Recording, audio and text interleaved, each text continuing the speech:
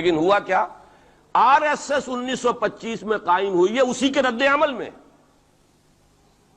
ہندو سویا ہوا تھا، انہوں نے دیکھا یہ مسئلہ اٹھ گیا ہے، اتنا زبردست اٹھ گیا ہے، اس زور شور کے ساتھ اٹھ گیا ہے، اس کی چپراس جو ہے وہ زمین جو ہے لرز رہی ہے، اس سے تو اٹھنا پڑے گا نا. لہذا باقاعدہ جو آر ایس ایس 1925 میں قائم ہوئی ہے اسی کے رد عمل میں، اور اس مقصد کے ساتھ، ڈکلیئرڈ مقصد، ہندوؤں کو متحد کیا جائے تاکہ وہ بھرپور طریقے سے مسلمانوں کا مقابلہ کر سکے. ہندو واد آن دی ڈیفینسو. لیکن 1925 سے لے کر آج تک کتنے سال ہو گئے؟ 67. 67 برس تک ایک جماعت کا حوصلہ دیکھیے، اس کا ظرف دیکھیے، آج تک سیاست میں حصہ نہیں لیا. پاور پالیٹکس سے کوئی تعلق نہیں. 67 لانگ ایئرس. اتنی فالوئنگ ہے کہ ویسٹ میں تو اتنی موٹی موٹی کتابیں چھپی ہیں. شکاگو یونیورسٹی سے اتنی موٹی کتاب تھی، برادرہڈ ان سیفرن، آر ایس ایس کے اوپر ڈاکومنٹ. 25 لاکھ ان کا اس وقت کارڈر موجود ہے جو کہ ان کا ٹرینڈ ہے والنٹیئر. لیکن وہ جماعت الیکشن میں نہیں آئی.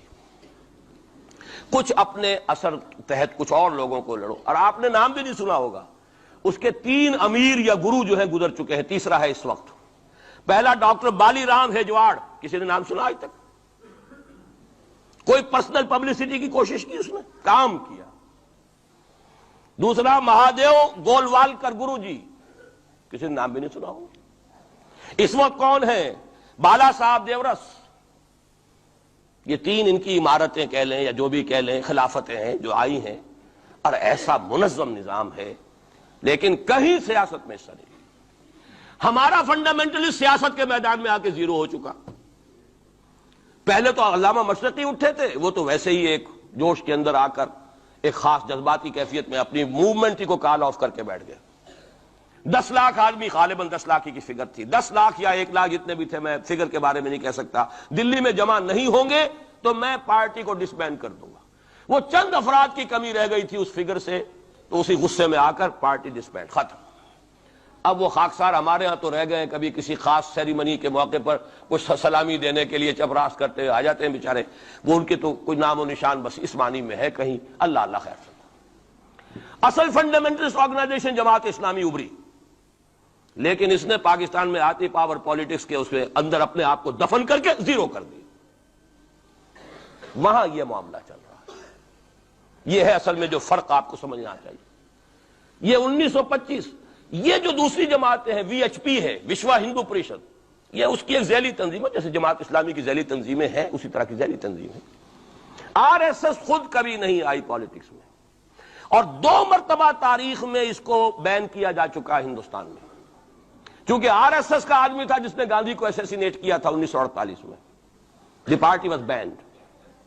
اس کے بعد جب اندرا گاندھی کا دور آیا ہے وہ ایمرجنسی کا، اس میں بھی پارٹیز اس نے بین کی تھی، آر ایس ایس بھی بین ہوئی ہے، لیکن ہر مرتبہ پہلے سے زیادہ ابھر کر آئی ہے وہ. اور آج یہ سب کے سب وی ایچ پی والے، بی جے پی والے، یہ سب در حقیقت آر ایس ایس کے آدمی، اور یہ ان کا ڈکلیئرڈ ایم اب بن چکا ہے. اور حالات جو ہیں، ہم اس سزا کے بالکل مستحق ہو چکے ہیں. اسیاں سے کبھی ہم نے کنارہ نہ کیا، لیکن تیری رحمت نے گوارا نہ کیا. یہ تو ہو سکتا ہے اب بھی ہم اسی اللہ کی رحمت پر تو ادھار کھا سکتے ہیں، لیکن واقعہ یہ ہے کہ ہم اس سزا کے بالکل مجرم ہو چکے ہیں اور مستحق بن چکے ہیں. اور نظر یہ آ رہا ہے کہ اب حالات ہمارے لیے زیادہ سے زیادہ پیچیدہ سے پیچیدہ، مشکل سے مشکل، اور زیادہ سے زیادہ جو ہے گمبھیر ہوتے چلے جا رہے ہیں. بھارت میں ہندو فنڈامنٹلزم بڑی تیزی کے ساتھ ایک طوفانی شکل کے اندر آیا ہے، اور بھارت میں تو مسلمان تنظیم کوئی ہے ہی نہیں. آپ کے شاید علم میں آیا 2 جماعتیں بین کر دی، جماعت اسلامی بین. ارے جماعت اسلامی بھارت کی جو اصل جماعت ہے وہ تو ایک علمی کام کرنے والی، دعوتی کام کرنے والی، قرآن مجید کے تراجم شائع کی سیاست میں تو ہے ہی نہیں ہوا.